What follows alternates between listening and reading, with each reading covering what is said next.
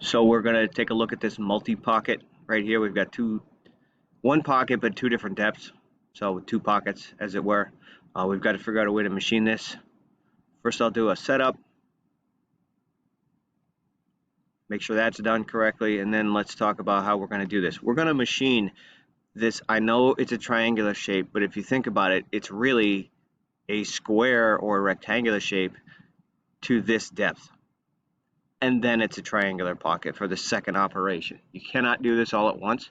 It's better to do it in a couple of different operations. So first thing I'll do is a 2D pocket.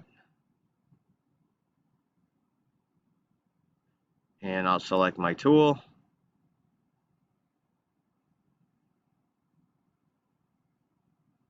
I'll use a 3/8 flat for this, just because.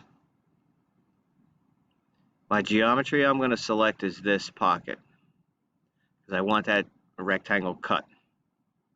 My heights tab, this is why I think why this is in here, so that we can learn to change our heights. So I'm going to change from selected contours to selection, and my bottom reference is going to be there. So what I just did is I made sure that my tool is going to cut that far down. Right?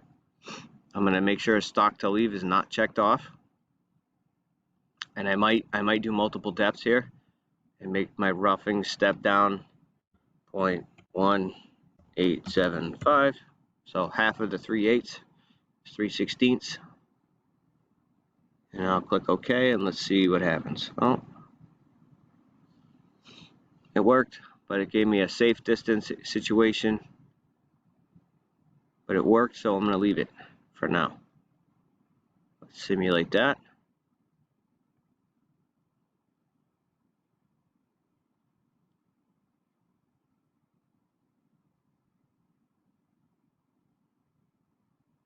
And if you'll remember in the last video, I went through the difference between an adaptive and a pocket. That looks fine. So let's talk about getting the second pocket. First I'm going to modify this. So my safe distance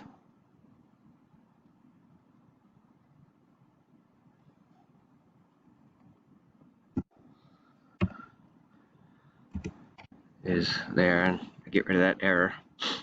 Now I'm going to just duplicate it. I'm going to right click and duplicate.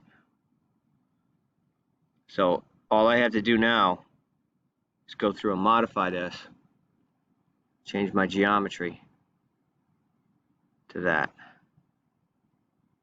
so I can change my heights to my selected contour.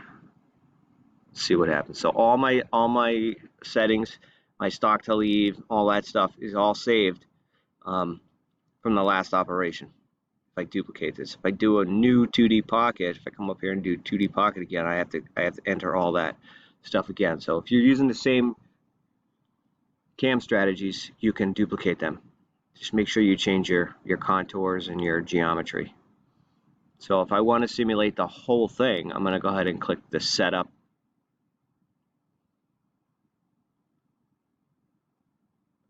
And let's speed her up a little. There we go.